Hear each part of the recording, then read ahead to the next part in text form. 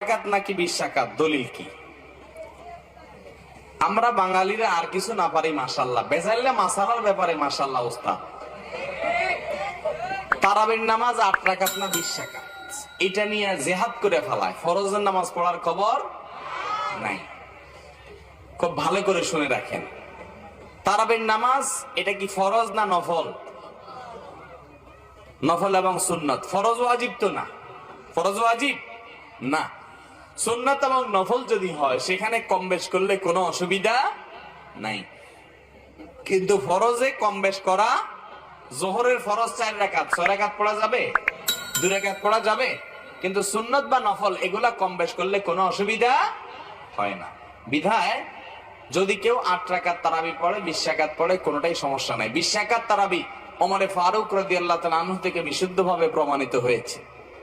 কথা বুঝে আসছে? এটাকে সুন্নাহ বিরোধী বলা মূর্খতা ছাড়া আর কিছু না। এবং খোদ সৌদি আরবের বড় বড় স্কলারগণ পর্যন্ত 20 রাকাত এবং 8 রাকাত উভয়টাকেই সুন্নাহ বলেছেন। 8 রাকাত পড়লেও সুন্নত আদায় হবে, 20 রাকাত পড়লেও সুন্নত আদায় হবে, তবে এটা নিয়ে ঝগড়া করলে সুন্নত আদায় হবে না। কথা কি বুঝতে পারছেন? মারামারি করলে এটা সুন্নত আদায় হবে না, বরং গুনাহ হবে।